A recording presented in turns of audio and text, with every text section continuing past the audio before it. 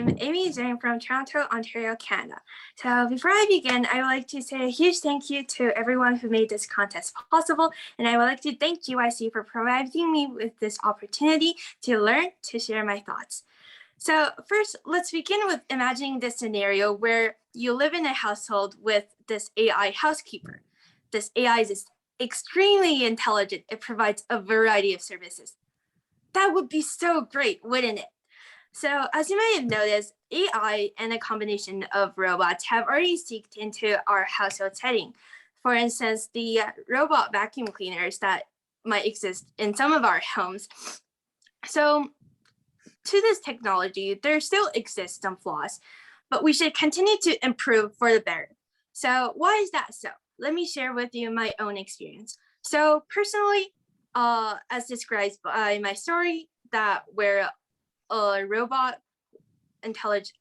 artificial intelligence have caught robbery in action and was able to stop it while sending a recording of the thief to its owner. So this was based off my true personal story. Well, now in my case, nothing was stolen as well. So now you may ask, even without the artificial intelligence, nothing would be stolen. So why should we have this artificial intelligence? So first of all, as I mentioned, it will be able to take a recording of the thief and send it to the police for further investigation to avoid further robbery in the future and to learn from this experience. And second of all, as in artificial intelligence in a household setting, its main purpose is to provide household services such as sweeping the floor, cooking, cleaning the dishes, and performing all of those tasks all at once without any human interference. So I live in Canada, so we would have a thin layer of snow usually in winter, and it would be too redundant to use a snowblower. So typically it would be for up to me and my parents to shovel the snow and to lift it. Usually that will leave a back pain for a couple of days afterwards. So now, if I have an artificial intelligence, it will be able to perform the task with efficiency and with accuracy, while my parent and I can just lie on the couch with satisfaction and without needing to perform anything at all. So now let's move on to discussing some of the possible downsides to artificial intelligence.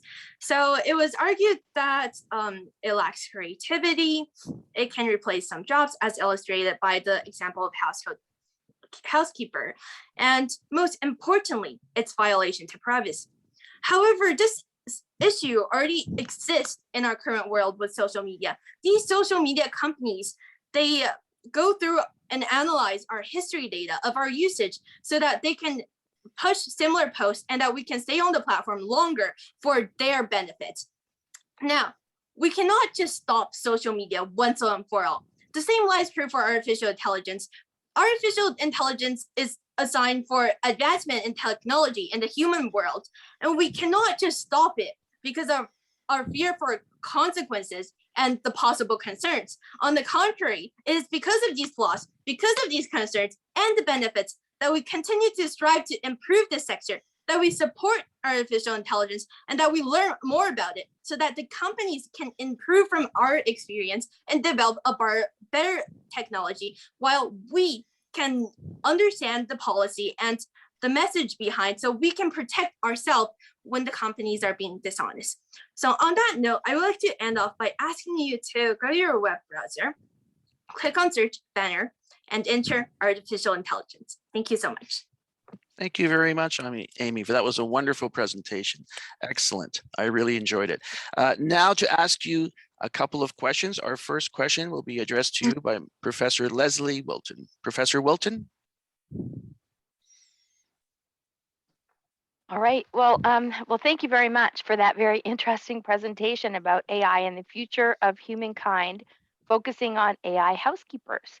I felt like you highlighted an important issue of the role of artificial intelligence and robots in protecting us, humans, and providing emotional support to humans. And you gave us two examples of AI robots, Charlie and Alex, in the written part. And Alex doesn't seem to be able to establish the same type of relationship as Charlie. So my question to you is, can you tell me more about your thoughts about AI robots being able to understand human emotional needs and being able to form emotional relationships with people? Okay, thank you so much for your question. So when I was writing, I based off my thought on some.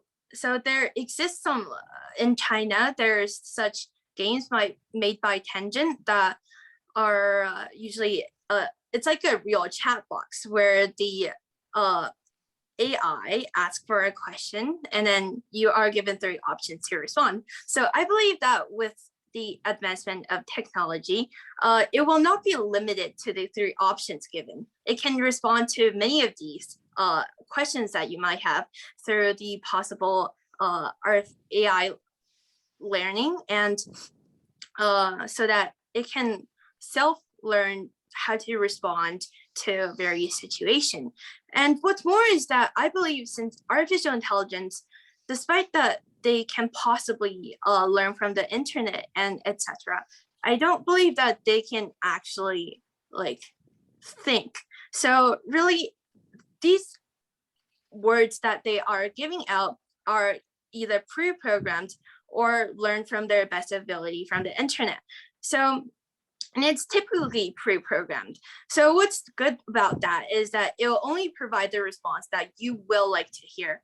So as I mentioned with the flaw about like lacking creativity, it cannot possibly like invent something new, but it will definitely say something that you would like to hear. So as I mentioned, so in my story, the first AI housekeeper was able to establish a relationship because they technically grew up together. So the bonding is strong. And then while the second housekeeper came in a long time later. So where they have already established their group of friends, they have established a relationship with others. So in this case, this is why they wouldn't really form such a strong bond with their AI housekeeper. And lastly, I believe that these AI housekeeper can sometimes act as a better way of emotional sanctuary, is because these AI housekeepers, they would be able to listen to all the rants and complaints you have in the whole wide world, while other humans also have their own sorrows and their own feelings and their downsides. So they might not want to hear all the complaints you have.